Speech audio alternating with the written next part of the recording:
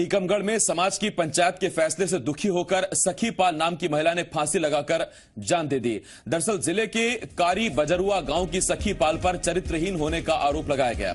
आरोपों को लेकर समाज की पंचायत बैठी। महिला और उसके परिवार का हुक्का पानी बंद कर दिया गया। पंचायत ने परिवार के ऊपर 3000 रुपए का जुर्माना लगाया। महिला को कथा के साथ साथ जल यात्रा करने का भी आदेश दिया गया। पंचायत के फैसले से आहत होकर महिला ने घर के अंदर फांसी लगाकर आत्महत्या कर ली। महिला का पति पंचायत के फैसले को मौत की वजह बता रहा है। पूरा परिवार इस घटना के बाद से सदमे में है। पंचायत बैठा था कि पत्नी ऊपर थी, खाना और लीड बना रही थी, उन्हीं के साथ थी। अब कब वहां से भाग आई अपने अलग कमरे में जाकर उसने अपनी फांसी लगा ली। जब ऊपर हल्ला हुआ तो जो लोग जो कह रहे थे कि भाई ऐसा नहीं निपटेगा, वैसा नहीं निपटा, यहाँ तुरंत भाग गए साहब। वो अभी तक मेरे द्वारे में नहीं आए। कल शाम को कई 5-4 बजे पंचायत जुड़ी। पंचों ने आरोप लगा रहे थे, गलत आरोप जो कुछ एक दूसरे गांव का है, एक लड़का उसके साथ एक गाँव ने धर हो, अरे इन्हें लगावा सुबह हमने जो पंच जोड़े, उन्हें पंचायत कह दी, चुक गई सब। समाज की पंचायत में दूसरे गांव से शामिल होने आए पंच भी इस बात को स्वीकार करते हैं कि चरित्र हनन के मामले में पंचायत द्वारा पीड़ित परिवार पर जुर्माना लगाया गया था। 3000 डमर भाई और कथा बोली गई और कथा हो गई, सब होगा जैसे जो, और फिर कच्चू पंच में से बुलाया गया, जैसे वो भी मंजूर हो गई।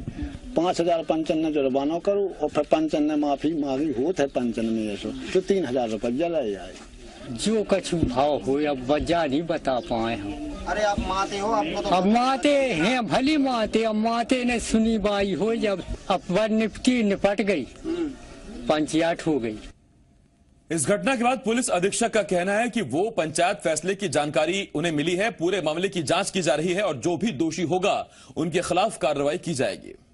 इसमें हमें सूचना आई है कि महिला ने फांसी लगाई है और उसको कुछ फांसी लगाने से पूर्व जो है पंचायत बैठी थी, जिसने अपना कुछ आदेश सुनाया था। महिला पे दुष्चरित्र होने के आरोप लग रहे थे, जिसके चलते ये सब घटना हुई है। टीकमगढ़ में पंचायत के फैसले से दुखी महिला की खुदकुशी करने के मामले की गूंज आज विधानसभा में भी सुनाई दी। कांग्रेस विधायक जीतू पटवारी ने कहा कि वो मामले पर चर्चा चाहते थे, लेकिन आज उन्हें मौका नहीं दिया गया। वहीं टीकमगढ़ विधायक के श्रीवास्तव ने की पंचायत बुलाने वालों पर कानूनी कार्रवाई की मांग, तो पंचायत एवं ग्रामीण विकास मंत्री गोपाल भार्गव ने कहा वो मामले की जानकारी ले रहे हैं।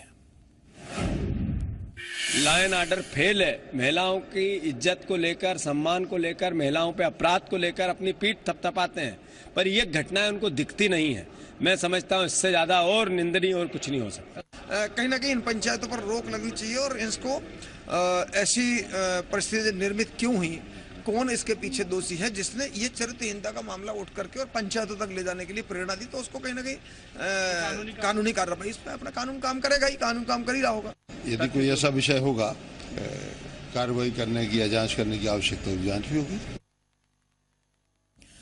मध्य प्रदेश सरकार के प्रवक्ता नरोत्तम मिश्रा ने टीकमगढ़ में महिला की खुदकुशी के मामले पर बयान दिया है। नरोत्तम मिश्रा ने कहा कि मामले की जांच की जा रही है और जांच के बाद कार्रवाई होगी। ऐसा आप सबके माध्यम से जानकारी में आया था, समाचार के माध्यम से, और उसकी जानकारी पूरी बुलाई है और उसके बाद में उस पर हम दिशानुरूपक कार्रवाई करेंगे। पंचायत के इस तालिबानी फरमान पर अब कई सवाल उठ रहे हैं। महिला की खुदकुशी का आखिर जिम्मेदार कौन है? समाज की पंचायत को जुर्माना लगाने का हक किसने दिया? बिना किसी जांच के पंचायत ने महिला को चरित्रहीन कैसे मान लिया? और सवाल यह भी, भरी पंचायत में महिला की इज्जत तार-तार क्यों हुई? ऐसी पंचायतों पर आखिर लगाम कैसे लगेगी?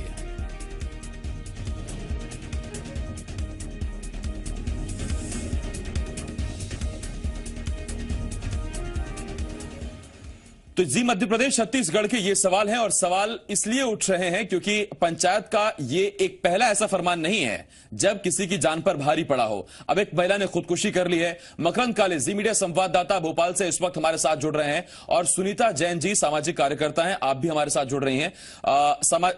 सुनीता जी, मैं आपके पास आऊंगा, लेकिन उससे पहले मकरंद, ये मामला अपने आप में गंभीर है, विधानसभा में भी आज इसकी गूंज सुनाई दी है, लेकिन हमारा सिस्टम, हमारा समाज, उसमें किस तरह से पंचायतों के फैसले लोगों की जान पर भारी पड़ रहे हैं, ये एक और उदाहरण है। बिल्कुल आसिफ, और एक बहुत गंभीर मसला आज समाज के सामने खड़ा है। न सिर्फ समाज के सामने बल्कि लॉ एंड ऑर्डर की भी एक गंभीर स्थिति है। जब पंचायतों के फरमान पर इस तरह से एक आत्महत्या का मामला सामने आया है, तब सब जांच की बात कर रहे हैं और दोषियों के खिलाफ कार्रवाई करने की बात कर रहे हैं। पंचायत एवं ग्रामीण विकास मंत्री गोपाल भार्गव ने भी जांच की बात कही है और लॉ एंड ऑर्डर का इसको मुद्दा बताया। के श्रीवास्तव ने भी कहा है कि इस मामले की जांच की जानी चाहिए। अब सवाल ये उठता है कि तमाम विभाग इसके दायरे में आते हैं, चाहे वो आदिवासी कल्याण विभाग हो, चाहे वो गृह विभाग हो, चाहे पंचायती राज विभाग हो, या फिर अगर हम बात करें तो अगर शिक्षा की बात करें तो शिक्षा विभाग भी कहीं ना कहीं इस पूरे दायरे में आता है। तमाम विभागों की ये मिलीजुली प्रतिक्रिया इसमें आई है कि इसमें जांच होनी चाहिए, कार्रवाई होनी चाहिए। लेकिन ऐसी परिस्थितियां क्यों निर्माण हुई जहां पर एक पंचायत ने 12 गांवों के बीच एक महिला के चरित्र पर उंगली उठाई, भरी पंचायत में उसको नीचा चरित्र पर उंगली उठाई गई, बेइज्जती की गई और इसका असर ये हुआ कि महिला ने खुदकुशी कर ली।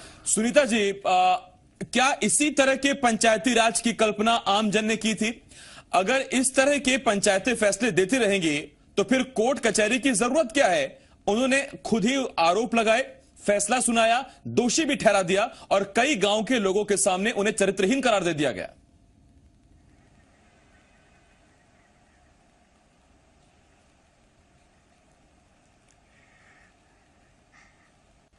जब आज हम नारी सशक्तिकरण की बात करते हैं तो जी इस तरह के जब सामने आती है ये सारी बातें कि इस तरह से पंचायत बुला करके और फरमान जारी कर दिया गया और उसको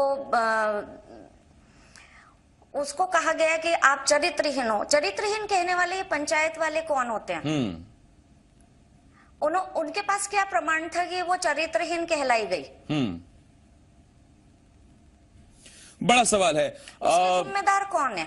बिल्कुल ठीक है। वो कभी सुनीता जी, आपको लगता है कि एक नजीर पेश की जानी चाहिए? यहां पर जांच की मांग हर विभाग की तरफ से उठ रही है, एक नजीर पेश की जानी चाहिए ताकि आगे से पंचायतें किसी महिला ही क्यों, किसी पुरुष के साथ, किसी के साथ भी इस तरह का फैसला, तुगलकी फरमान ना सुनाएं कि उसे अपनी जान देनी पड़े।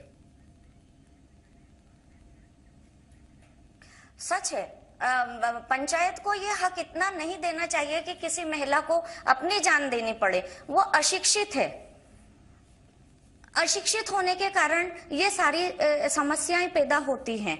तो हमें वहां जाकर भी शिक्षा देने का प्रावधान होना चाहिए। सिर्फ ये एक सीमित दायरे में शिक्षा देना कोई उचित कार्य नहीं है, क्योंकि आज जरूरत है गांव के अंदर और अंदर जाने की। जिस तरह से यहाँ पे अशिक्षित लोग हमें दिखाई दे रहे हैं, महिलाओं को अवेयरनेस प्रोग्राम देने की, अवेयर करने की। सुनीता जी, आप लोगों के बीच रहती हैं, आप ग्रामीणों के बीच काम करती हैं। मैं आपसे समझना चाहता हूं कि जब इस तरह के आरोप महिला पर लगाए गए थे, वो आरोप उन्हें दोषी भी करार दे दिया गया, क्यों वो पुलिस तक नहीं पहुंची? अपनी बात उन्होंने थाने जाकर नहीं बताई, क्या वजह रही होगी? यही अशिक्षा का कारण है। अशिक्षित हैं ये लोग, इन्हें इतना पंचायत ही इतना आगे नहीं बढ़ने देती कि वो पुलिस थाने तक पहुंच पाए। या पुलिस को जब ये भनक तो लगी होगी, ऐसा तो होगा नहीं कि ये वहां तक बात नहीं पहुंची होगी। जब विधानसभा तक पहुंच सकती है तो वहां तक क्यों नहीं पहुंच सकती है? बहुत शुक्रिया सुनीता जी इस तमाम जानकारी के लिए। सुनीता जैन, सामाजिक कार्यकर्ता, इस वक्त भोपाल से हमारे साथी, और मकरंद आपका बहुत शुक्रिया। अब